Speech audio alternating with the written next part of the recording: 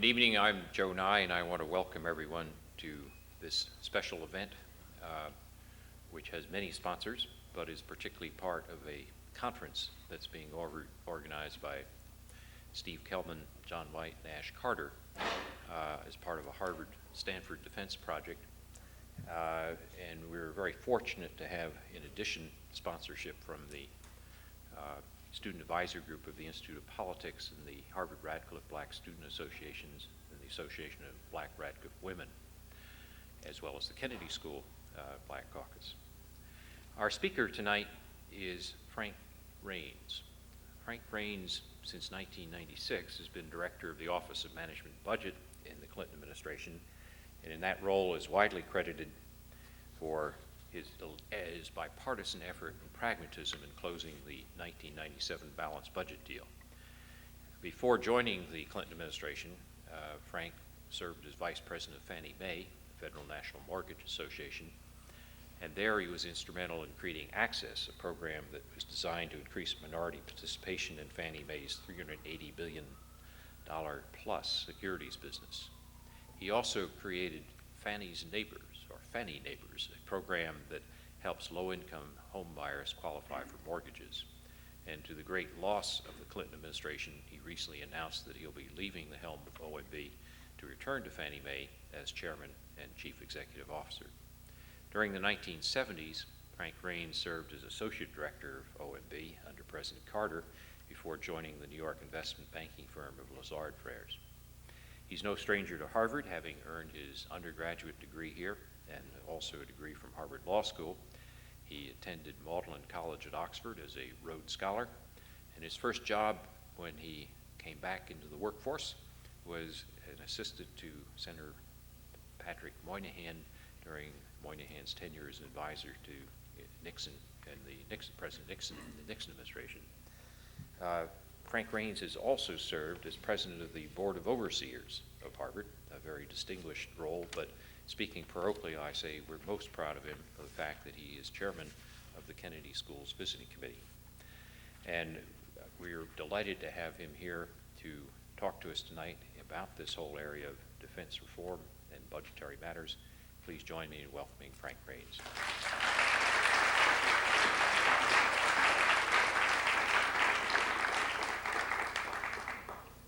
Well, thank you very much, and thank you for coming this evening. The topic that I want to talk about is, some would say, is an impossibility, and that is the question of can government perform? There are, as you know, many people who hope that the answer is no, and there are others who fear the answer is no. And I think the question of whether government can perform the task that's given to it is a central question facing the United States as a democracy. And the conference that's going on about government performance, particularly related to the defense area, I view as a specific case of a general proposition. So I'd like to talk to you a little bit about that, and then hopefully we can have some back and forth on the particulars. If we were looking at the question of can government perform, I think the experience in fiscal policy might give you some optimism. When I began as the director of the Office of Management and Budget, all of my friends thought I was crazy for taking on what had to be the most thankless and unlikely task of trying to balance a federal budget at a time when warfare was going on between a Democratic president and a Republican Congress. But we did reach a balanced budget agreement, and it was a serious agreement.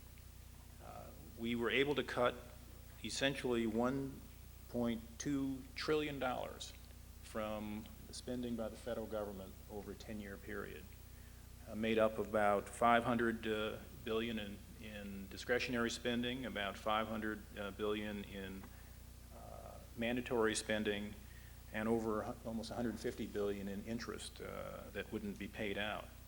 Indeed, the trustees of the Medicare program reported that we reduced by 1/2 the long-term imbalance in the Medicare program. So big things indeed can happen at least with regard to fiscal policy. And it wasn't just a process of cutting, because if it was only about cutting, it would have been a relatively easy prospect from some view. But it was also about investing in people and having a formula that involved investment in people while getting the nation's books in order was a difficult political task, but we did it. And the benefits of getting policy right and getting implementation right are quite manifest. We now have the strongest economy we've had in a generation.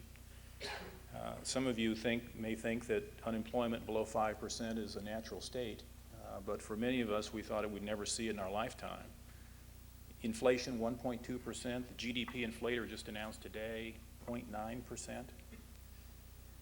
We've seen 15 million new jobs created compared to in a comparable period before the president took office.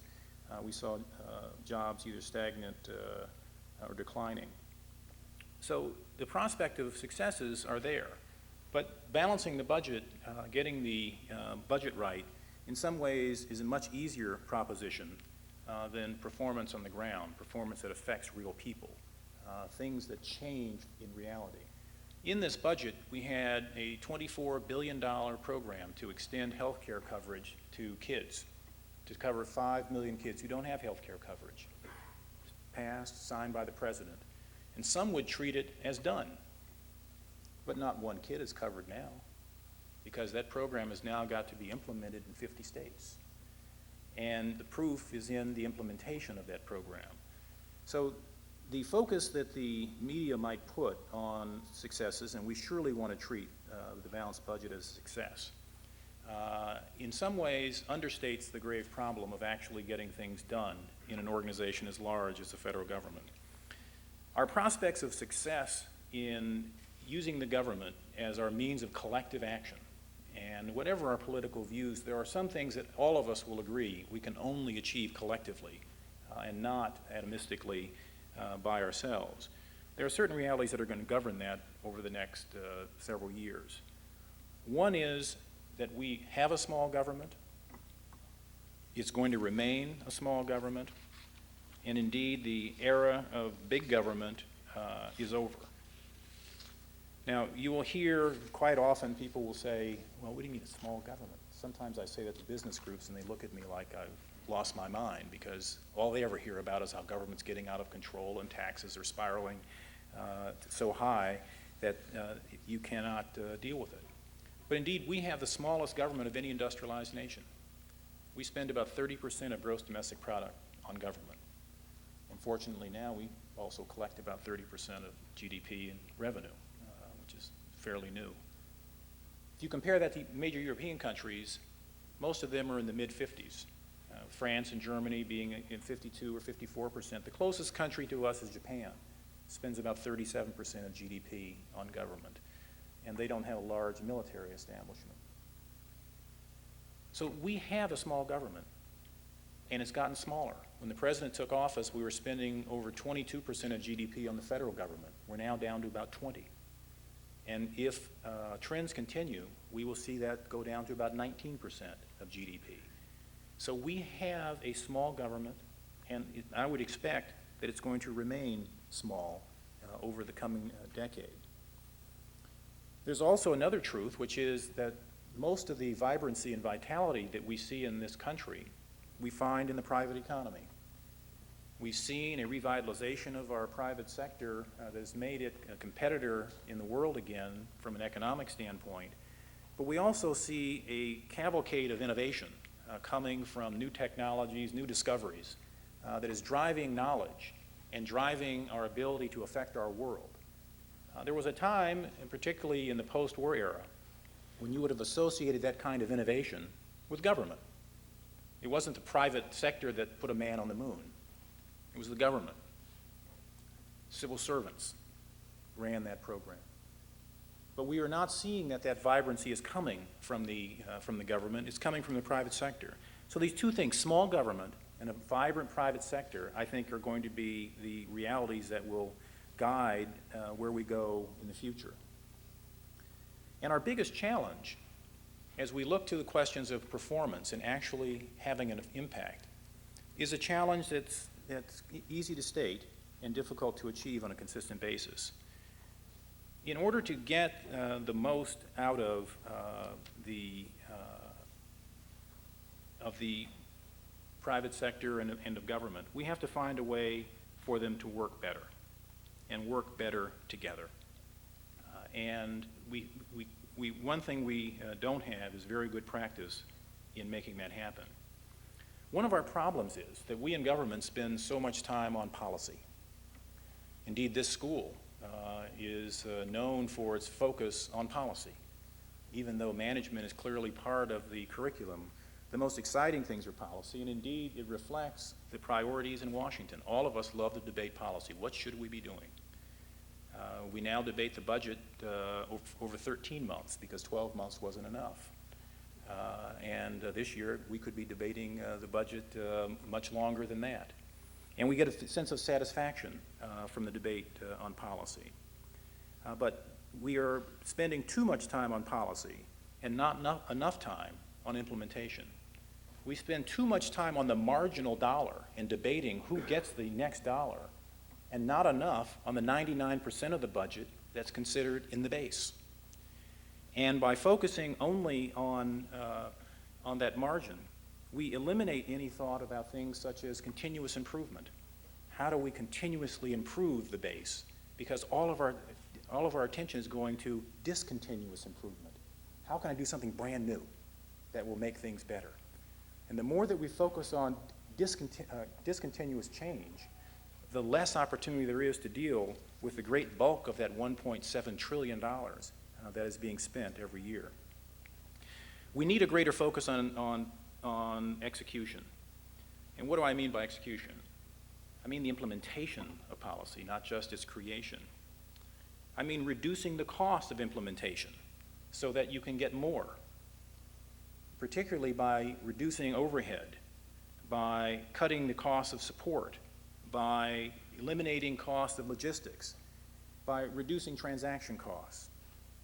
It means reducing errors so that we are not burdened by a series of errors that eats up money that otherwise should be spent on the purposes for which the programs were created.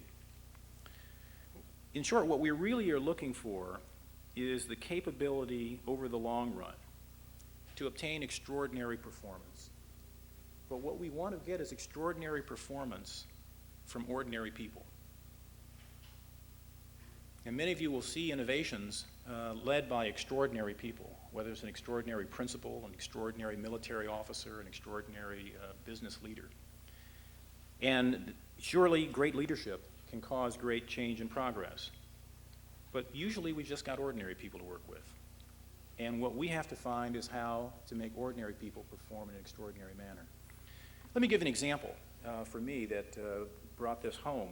And that was when I served on the Commission on Roles and Missions of the Armed Forces. They wanted all the commissioners to go and visit some base. And I held out and said, I don't want to go anywhere. I don't want to see a base. You know, it's fine. I'm busy. But they felt I had to go for one. And they said, well, we want you to come visit an aircraft carrier. And I said, okay, I'll go to an aircraft carrier. Little did I know that this aircraft carrier was on duty in the Adriatic. And we weren't going to get there by a launch. We were going to land on the aircraft carrier, even though in the aviation equivalent of a truck, it was still pretty exciting for me to go from 110 miles an hour to 0 miles an hour in 1 second, but gave me a certain insight in landing on the aircraft carrier. And after being there for a day and a half, it became clear to me what was going on here. What is an aircraft carrier? Well, it's about the length of 2 football fields, has 2 nuclear reactors, has 100 high-tech airplanes, has some of the most sophisticated electronics available, whether it's the electronics in the airplanes or the electronics in the sensing systems. It has to be self-sufficient. They can't just take it into dock and say, we need to fix this plane, we need to fix these electronics. It has to all be done on board. There are 3,000 to 5,000 people on aircraft carriers. And they have to be able to take off and land with multi-million-dollar airplanes in what essentially is a controlled crash as they come in. And the most interesting thing is that when they land and they hook onto that line, they rev up the engine. And I was wondering, why do they do that? Is that just showing off? And they said, no, that's in case they miss. They got to be able to get back up in the air. And then you think, well, who's running this enterprise, this city, this high-tech exercise? It's essentially a bunch of high school graduates, 18 to 21 years old, who are running this, who are being supervised by a bunch of high school graduates, 30 to 45 years old, who are being supervised by a small group of college graduates who are the officers. And they do this again and again because these 18-year-olds, they get to be 25, they serve their time, they leave, and they bring in another crew of 18-year-olds. And when you look and you say, well, how is it that we can run a high-tech enterprise in the middle of the ocean with high school graduates? We don't seem to be able to run our schools with college graduates. We don't seem to be able to run our financial systems with people who have graduate degrees. There is a way to have performance, and this is consistent, day-by-day, life and death performance by ordinary people doing extraordinary things. But it comes from an extreme focus on execution. They don't make a lot of policy on aircraft carriers. They're there to carry it out in a very serious and concise way. And there are many examples of how being able to execute can make a difference. Secretary Cohen was just quoted in the paper recently talking about how he was going to fund new investments.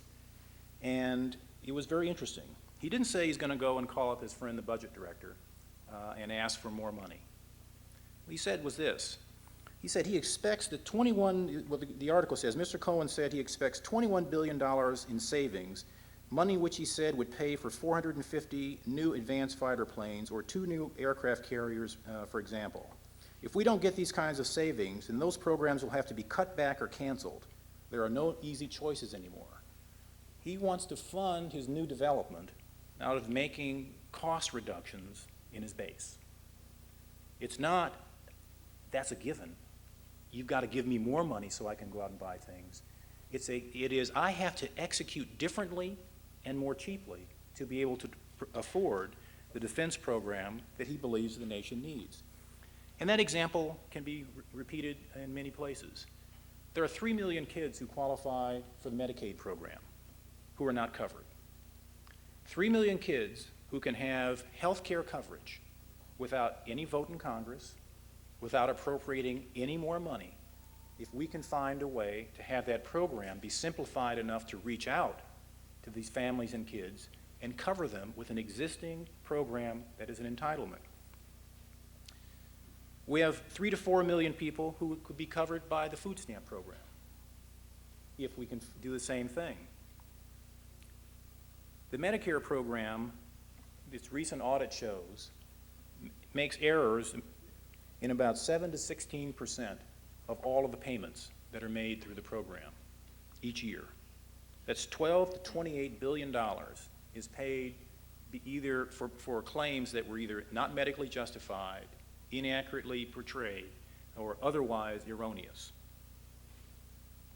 Do you know what kind of expansion of coverage we could have within the Medicaid program?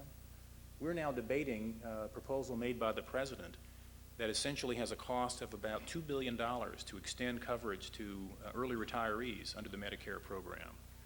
And it's thought to be a budget buster. And we are spending $12 to $28 billion within that program on things that should not be covered. And it's not just government programs. One of the most important things we can do in healthcare would be to get everybody to finish their bottle of antibiotics. How many of you have got sitting in a drawer somewhere those last 3 or 4 pills? You're feeling pretty good, don't need them anymore, it's a bother. Well, we are creating drug-resistant infections at an incredible rate. because we're only killing off the easy to kill off germs, and the more virulent ones are continuing. And because of that, we have to keep inventing new antibiotics because they're becoming resistant to the existing ones. The new antibiotics cost something like $500 million to develop. They cost to the user 3 to 4 times as much as the existing ones. And they aren't much more effective than the existing ones if we hadn't had resistance. If we could figure out how to execute our healthcare system, getting people to finish the bottle, we would have a dramatic reduction in healthcare costs and an increase in health status. Another example is one of the biggest problems that we have in this country is the problem of racial isolation. Americans tend to live in neighborhoods of people who look like them, go to school with people who look like them, go to church with people who look like them. One of the biggest causes of that is discrimination in housing. It is the most prevalent form of discrimination in the country. That most testing done by paired testers will find that 3 out of 4 times black people will suffer discrimination in trying to rent a home or buy a home. 3 out of 4 times. We don't have any other sphere in the United States where that kind of discrimination goes on. If we could figure out how to enforce the current housing discrimination laws, and implement those laws, we would have a dramatic impact on the social problems in the country. So that execution matters. Execution issues are as big as any new policy issue that you will face, whether here in studying or down in Washington. They matter enormously, and we must give greater attention to them. Let me just say a few words about the private sector before going to questions. I talked about the vibrancy of the private sector, and it should not be surprising. In a country where 70% of the economy is not government, and 80% is not the federal government, it's not surprising that the federal government isn't the locus of all change and improvement. And indeed, it is the vibrancy of our private sector that has made the U.S. economy as competitive as it is. We have chosen not to have all of the restrictions that other countries have had. And we need to harness that energy, and most importantly, harness the scale in the private sector for public purposes. We are no longer the largest users. We can't call the tune on how industries and technologies will develop. We also have to focus government's attention on what only government can do, focus on its core needs and capabilities, and outsource everything else. There is nothing, it makes no sense for the federal government to have its own regulations as it once did before Steve Kellman was involved on exactly how a t-shirt should be made. But we did. We had government specifications for a t-shirt. And by God, our t-shirts cost a lot more than a t-shirt you can get by going to J.C. Penney. When I was on the board of the Boeing company, I discovered that Boeing aircraft, which the military uses, the equivalent of the commercial aircraft, for a commercial plane, they had 24-hour turnaround for an essential part. They could get it from a place to a plane on the ground within 24 hours. They guaranteed it around the world. Same part for the same type airplane took 4 weeks to 6 weeks to deliver to the United States government. Indeed, they refused to allow the government request to go through their commercial section because they're afraid it would pollute the way they did it in the commercial way. And it took years to convince the government that if it was good enough for the aircraft that was being flown by major airlines, it was good enough for the United States government. Now the United States government can get its parts in a speedy time. These may sound simple, but it has required a fundamental reassessment of how the United States government will deal with the private sector. In part because there is a phobia about the private sector, and there's a phobia about profit making. There's something about it that just doesn't sound right, that people are making money. And the prospect that we could use one of the oldest urges in history, that of greed, and turn it to the public good is something that's oddly troubling to people who come from either a nonprofit background or from a background in public service. But when you look at the performance that you get by harnessing the market, it becomes inescapable that in a time of limited resources that we have to do that for our public purposes. Privatization is an extreme form of bringing in the private sector, but often is the most important, particularly for things that are not core needs and core functions. It should matter very little to us that Federal Express is delivering a part directly to a mechanic at a military base, as opposed to delivering that part to a supply center, which will then move it over a period of weeks and months to another place and then have it sit for a period of time at the base before the person who ordered it even knows it's there. Indeed, during one experiment that was run when we were in the Rules and Mission Commission, they were testing new logistics, and they found that yes, indeed, if they used the private sector, they could move that part quickly, except it would sit in the base where it was delivered for about a week before it could be delivered the final block, because they wouldn't let the Federal Express guy go to the actual building, even though that was part of what they'd paid for. It was just not done. They had to log it in centrally. So there's a need to get over our phobia about the private sector and harness it for public purposes. Now, why should we really care this much about this? Is it just about efficiency? We're just trying to save a buck? And I would argue the answer to that is no. I would argue that, and I think there's a lot of poll evidence to back this up, that government performance is closely tied to the level of public trust in government. It wasn't so many years ago that when asked the question, do you believe that the government will do the right thing most of the time, that the answer that 80% of the American people said yes, they thought most of the time the government will do the right thing. A few years ago, it was down to 20% of the public who said they thought the government would do the right thing most of the time. Not all the time, it was most of the time. I had hoped before I left government that we'd have that number up above 50%. Not much compared to that 80% level that had been reached. But in recent polling, it is now up to about 40% of the public who thinks the government will do the right thing most of the time. And if you look at individual entities, the military actually has one of the highest ratings of any institution in American society. About 44% of the public thinks that it will do, it will perform well most of the time. We as a people can't exist very long with a cynicism about our government and about our capability of doing things collectively. We may have a small government, but it's an important one. It is the means by which we take collective action. Even the most individualistic of us knows that we can't really fend for ourselves in all things. And the most idealistic know that just thinking the right thoughts is not the same as having people fed and well-housed and protected.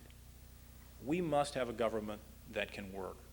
We have to restore trust in our government in order to restore the kind of civic feeling and bonds that unite us. I argue, and not just because I'm from an agency that has to worry about management, that performance by our government is the key. And the key to performance is a focus on execution, on making real things happen for real people. A focus on the ultimate customer, not a focus on our own process, not a focus on how we can rack up that we must have done something because look how much money we spent. A focus that drives us to say, did something happen? Not did we try. Did something happen? Was someone's life affected? Was a mission actually accomplished? Was either the highway built or the aggression deterred? Did we achieve something? It sounds so simple, but I think you will find in most institutions the forces are there to focus on anything but execution. And I would suggest for those of us who are interested in government that keeping our eye on the ball, keeping our eye on real performance is the real key to restoring faith of the American people in their government. Thank you.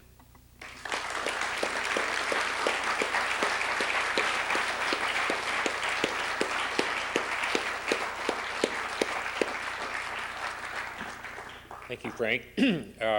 We now have time for questions. There are microphones on either side of the aisle in case of the problem of hearing. So why don't we move the floor open? Hi, my name's Kurt Stevens. I'm a military fellow at Boston University. I'd like to ask what brought you into government service, and what do you think government needs to do to attract people that are successful in private industry to take a leave of absence and serve their government and serve the people for 4, 5, 6 years, then go back to business again? Well, I didn't have much choice about going into government. My parents named me Franklin Delano Raines, and it was sort of a foregone conclusion at some point I would be in government. Actually, my first jobs were in government, in state and local government, as an intern. But I think it's very much my own personal feeling that I've always thought that government is a very powerful instrument on behalf of the weak. And it's a way that that people of goodwill can be in favor of good things happening where they themselves might not be able to have it, to influence it because of their own lives are so busy. So I do believe that we need a force for collective action, and that government is the best instrument because it's democratically governed. I think in terms of incentives, the incentives are all running the wrong way at the moment. When I was nominated, I was probably one of the least controversial OMB director nominations in recent history.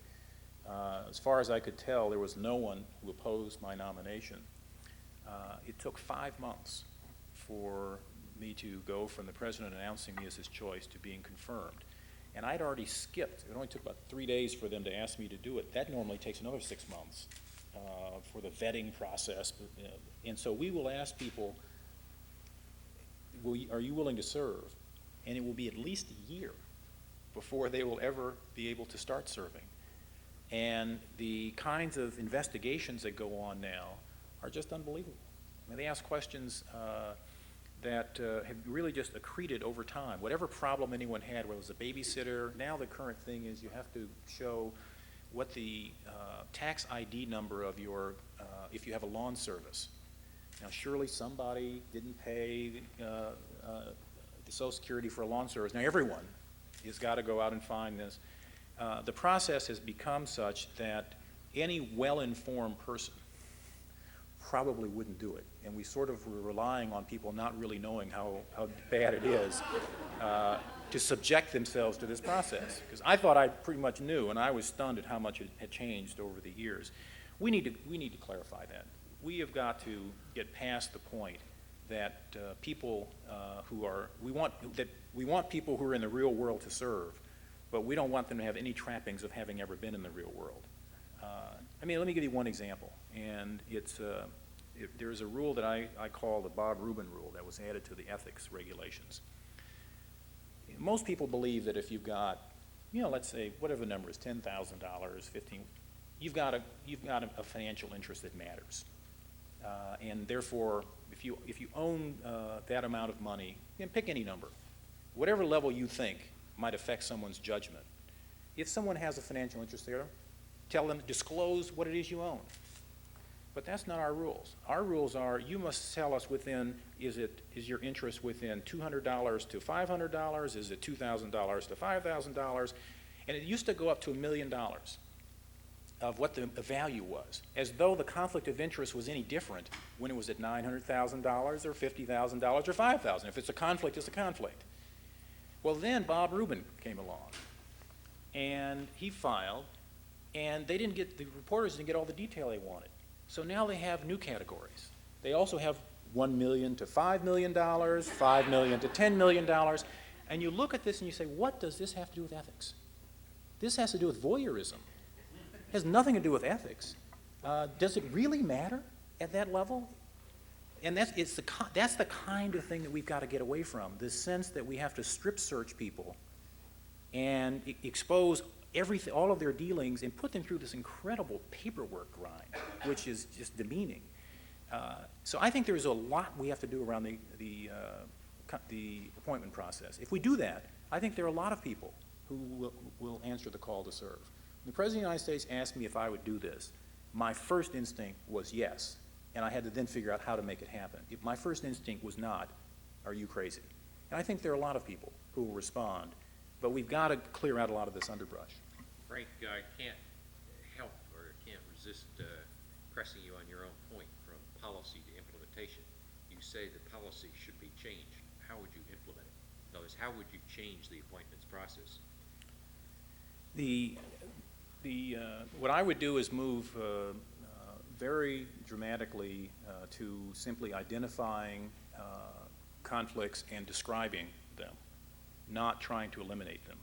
People are going to have conflicts, and we have to get used to that, and not try to convert people into conflict-free automatons. But if we disclose the conflict, make it public, have recusals if it's a serious one, but have it on paper, here are the things in which I have an interest, then let the public judge, let the reporters write, but don't have it so that people either have to terribly disadvantage themselves to come in by having to pay enormous taxes or what have you, or go through all this, the grind. Another simple item is simply have Congress and the executive branch use the same documents. They ask the same question, but just a little different.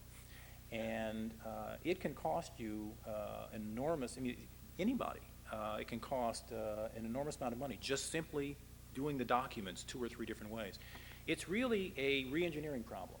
It's what is our goal? Our goal is to avoid actual conflicts. How should we get there? Through the least cost, the least overhead, the least burden. Then let's streamline down to just the essential information, and then make it easily accessible so that anyone could be able to judge for themselves whether or not a conflict of interest has occurred. That's what we need. What we don't need to have is a bunch of people whose job it is to think up more and more ways to make it complex. Otherwise, it'll look like they have nothing to do. Josh?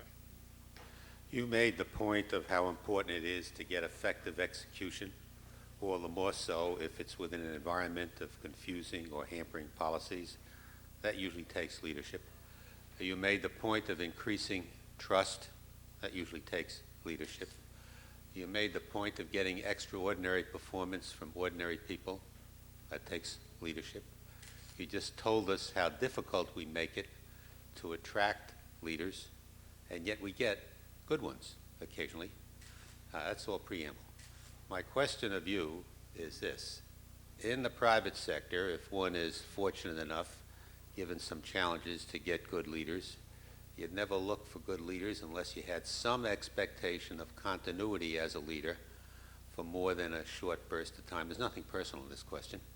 And so my question of you is, since in the government, having nothing to do with you personally, it's rather frequently that effective leaders, for whatever set of reasons, don't stay in the same influential position as long as would be required in the private sector. And what are your comments on the phenomenon? Is it an accurate observation? If it is, what does one do about it?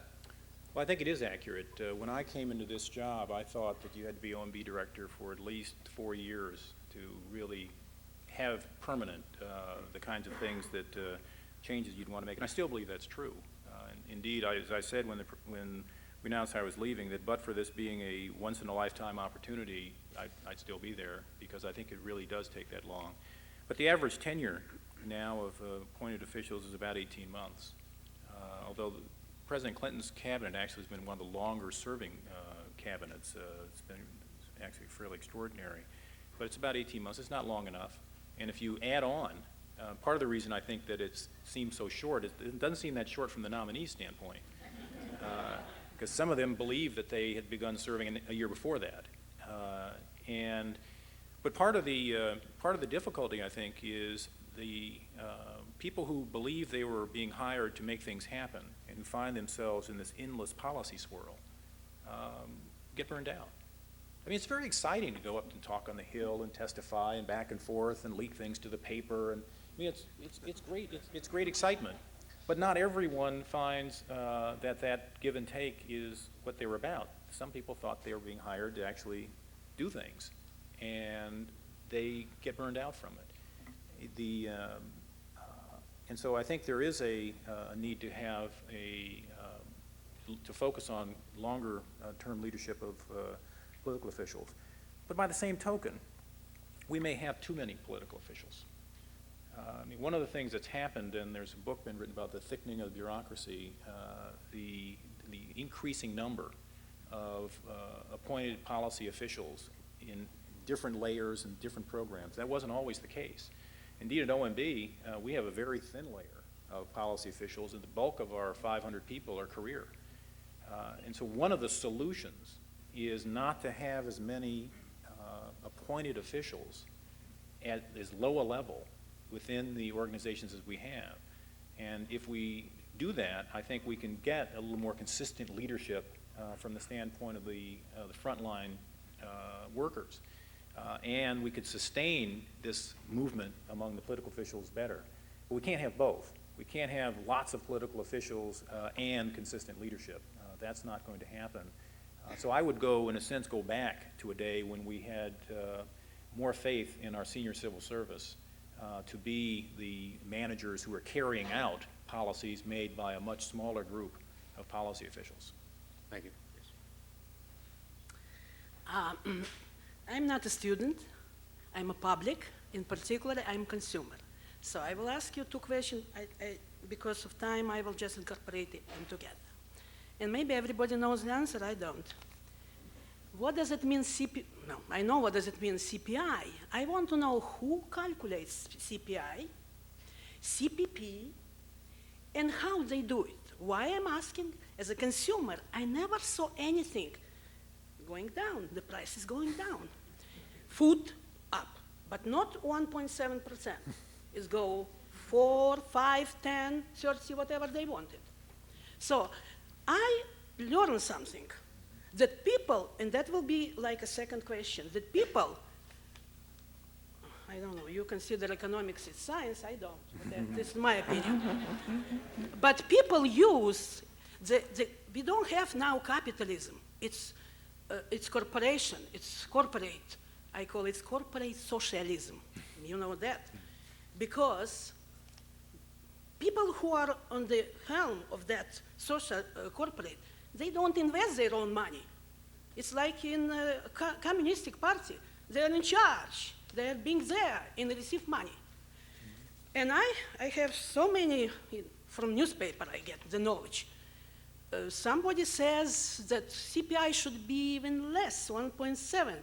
CPI is practically applied to Social Security. When the banker receives his $20 million, CPIs go up 10% and so on and so on. Who really developed the standards? This is one more. This is number one. But second, it's related to one. I think the time came to change all standards which you judge the economics, development, etc. Because even the market is doing well. 60 million people play in that market. 190 don't. And they don't participate in that economic boom. Everything, the market is inflated. No, I made a mistake. So overpriced and so on. It's time for economists to develop new standards because public is manipulated and get absolutely confused. Sure. Well, you make a very interesting point because it's very interesting how much we depend on the use of certain statistics and how much our understanding of them varies dramatically. The Bureau of Labor Statistics has been working very hard over the last several years to improve the accuracy of the Consumer Price Index as a price measure. The Consumer Price Index is not a cost of living index. It's a price index. Congress chose to use it as a proxy for a cost of living index, but really is a price index. And we have had large debates over how we can move towards something that more accurately measures the cost of living itself. And they've made a number of changes. I mean, one of the things that they have looked at is what's called the substitution effect. When you said prices go up, if the price of red delicious apples go up, what do? Well, a lot of people stop buying them. They might buy Granny Smith apples, which may not be as high. Or they might not buy apples, they might buy oranges because oranges are lower. we are only now catching up with this. It's been one of the serious problems that I've tried to address since I've been OMB director about our woeful lack of funding for our statistical systems. The economists themselves will tell you that we are way behind in being able to measure productivity, measure GDP, and we're making enormous decisions based on relatively small changes in these numbers. And so we do have to do an enormous amount of work to improve the accuracy and to get a common understanding, because these numbers matter a lot. If we're going to have real increases in programs, we ought to do it consciously and not unconsciously. So that we need to focus quite clearly on that. On your point about prices never going down, I would say that something none of us also thought we would ever see is $1 gasoline. And so it does show that prices can come down on things that do affect average consumers.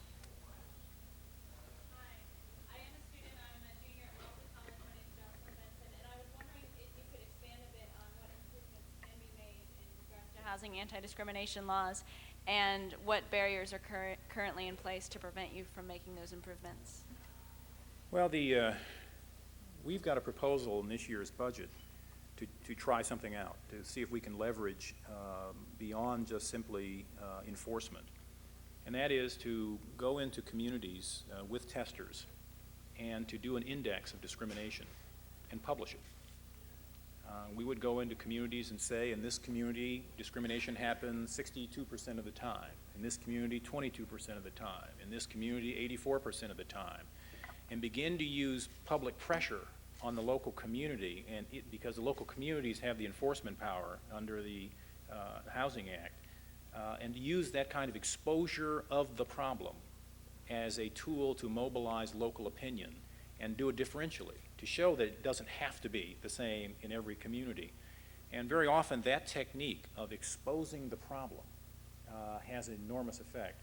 A lot of people in business have found in improving process that the best way to get workers to perform at a higher level is simply to report how each is doing. You don't have to say anything else other than this person was able to produce at this level, this person at that level, and their own personal self-competitiveness causes them to perform at higher levels. If you want people to perform as teams, you don't report individual results, you only report team results. And by God, people start acting more like teams, because that is what they're trying to do. Here, what we want to do is to try to use this exposure of levels of discrimination as a way to mobilize communities to support anti-discrimination efforts. And we'll see. But it is a low-cost but highly controversial thing, because communities don't want this reported. And the more they don't want it, the more it leads me to believe it probably would be a pretty powerful tool to begin a process of bringing down housing discrimination. Hi, my name is Daniel Rosenberg, and if all goes right, I should graduate from the Kennedy School in June. You're here. I guess over the last several years, OMB and the National Performance Review have done a very good job in relaxing regulations, giving employees more opportunities for change, and the result has been that in many offices there have been lots of ordinary people doing extraordinary things. Then in other offices there are ordinary people continually to do ordinary things. Do you have any plans to do cultural change, or your predecessor, in the federal government, particularly in light of the fact that employees in the federal government can't be removed very easily, so that the only way to really make change is to change people's minds? Well, we have, I think you could put your finger on an important matter. We don't have as many tools in the federal government for affecting performance. We don't have bonuses, we don't have stock options, we can't promote people as rapidly, but our tools aren't meaningless. And more good managers are using them. We just had a session on Saturday for newly appointed officials within the government. We've done this each year as an orientation session. We talked about the kind of tools that are available for managers to improve performance, ranging from empowering people to make decisions all the way up to simple things such as real evaluations. There are many people who've been in the federal government for years who've never had a real evaluation. There's some places where they say, well, you fill it out and I'll sign it, which means that neither the supervisor, they haven't thought about this person and their performance and what they think they could do better, and the person thinks they're doing just fine. We've just gone through a process at OMB where I've said that you may not have anyone fill out their own evaluation.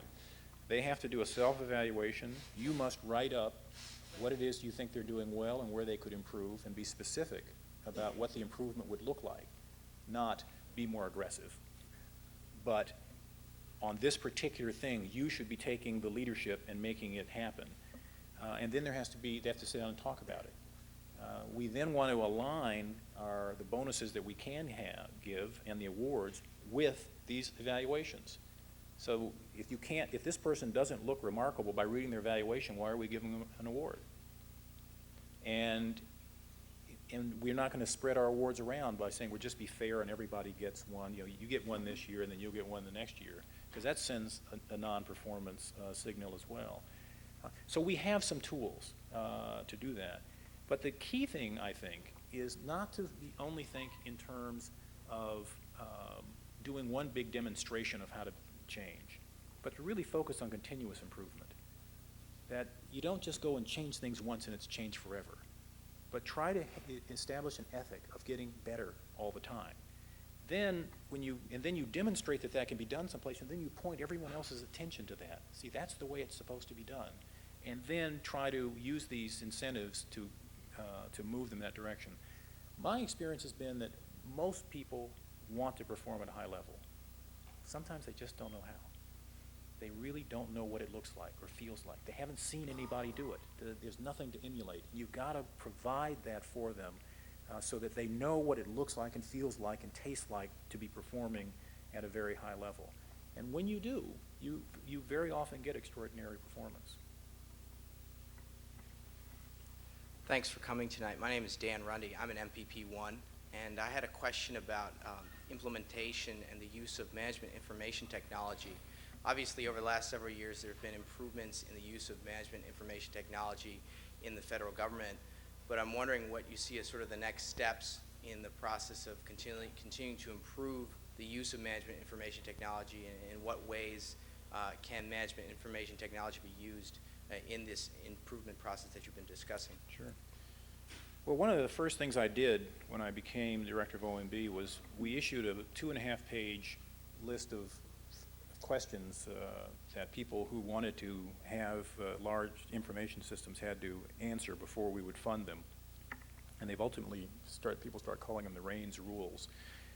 But they really weren't rules, they were just some common sense things. Plan first before implementing.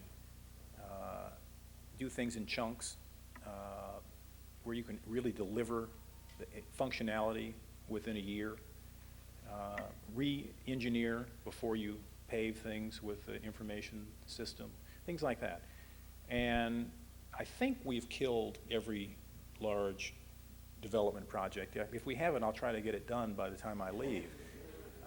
But we've knocked off huge projects in the IRS and Medicare and elsewhere. Simply because I don't believe they can be done. I don't think any of us are smart enough anymore to do these huge integrated multi-year projects, because the people who thought of them are usually dead by the time they're done, if they ever get done. And so the first thing is to become realistic about technology and make it available to real managers in a time when it's useful to them. In business, in our company, we took the view that you had to provide functionality within 9 months. That if it took longer than 9 months to get functionality, that the business leader would lose interest. It's just too late. In the federal government, that's considered, obscenely quick. But 9 months is, I think, about right. If we could do it 18, it'd be a major achievement. So you've got to be able to actually deliver before you can think about the information technology, because if you can't deliver, managers don't want to get involved in it. They've got other things to do. They're perfectly happy to have the tech guys go off and spend the money. But if you don't see a real user around, that's a project that's heading for big trouble. So you've got to be able to do it. Secondly, you've got to have real information. You've got to capture real information that's of use to people, use for control or use for program management. And that's possible to be done now, but we have to have standards in doing it. And third, you've got to be very flexible. You can't get enamored of the way you designed it, because The average human being can't conceive of what it means to do something fundamentally different. I mean, most of us don't go around saying, you know, I wonder what it would be if a basketball were shaped more like a football. And you know, that's not a normal activity. It may turn out that if you show somebody the thing, they'll go, oh, well, that's either useful or no, let's go play rugby with it. But it's not what most people do. So that with information systems, you've got to actually show it to real human beings. Let them see it, let them play with it. Then they'll know what you're talking about. And then they'll tell you what's wrong with it. And then you have to say, great, I'm glad you told me before I built the whole thing. Not, why in the world are you disrupting my carefully laid plan that we set out 5 years ago? And why didn't you tell me this when I asked you about it 5 years ago? Well, they didn't know what you were talking about. And so you've got to have the willingness to prototype. Show it to people, let them modify it, and then they're going to constantly modify it. And so you have to set up a world in which you never think about hardwiring. Everything's flexible. They tell you today they want it going looking like this, you say, great. Tomorrow they say they want it over there, you got to be able to say, that's great too. And so you've got to use the technology that's available, you know, such as Java and other things that give you great flexibility in how you do programming now compared to the old mainframe days.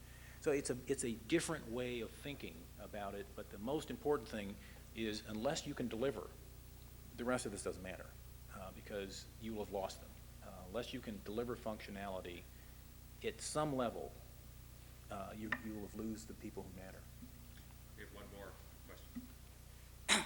Sir, thanks for coming. My name is Greg David. I'm an undergraduate, a junior at the college, and I'm actually involved in the ROTC program. So I definitely agree with your comments about how implementation is really important to an institution. And I guess my question is about broad institutions as a whole. I was curious exactly, I guess, what kind of suggestions you had for what type of incentives would be used for governmental programs, specifically to defense, when there's kind of a conflict between wanting to become more efficient and also the fact that your future budget allotments is based on your current spending and past spending. Well, I think the first thing is I think it's becoming less and less true that past budgets are determining future budgets. That's part of what Secretary Cohen was saying, is that I'm going to fund my things on the margin by going into the base, so nobody's safe. And we've eliminated many of the incentives for people just spending up to the amounts of money that they have. But I think the key item is to decide who the customer is and how you can delight that customer and empower that customer to make the ultimate resource changes. In the Commission Roles and Missions, one of the things we said was that the regional commanders-in-chief of the armed forces around the world are the ultimate customer, what the military likes to call the point of the spear. And all the rest of this stuff is just to support them. They command the troops in the field. As much as we might like to say getting it perfect, you know, back here matters, what matters is when they call for either forces or other support, can you deliver it and can you deliver it cheaply? And so we made a number of recommendations to include them more in the budget process, to let them have a greater influence over decision making. Because they're not going to choose a lot of bureaucracy back home. They're going to be caring a lot more about what can be delivered to them. So identifying customers and then empowering them, I think, is the most important incentive structure you can have, whether it's in government or in business.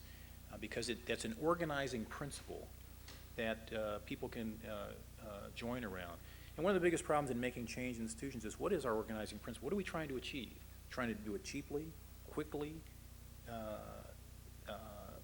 highest production, ability to fine-tune and customize? What are we trying to optimize? And you can have enormous debates.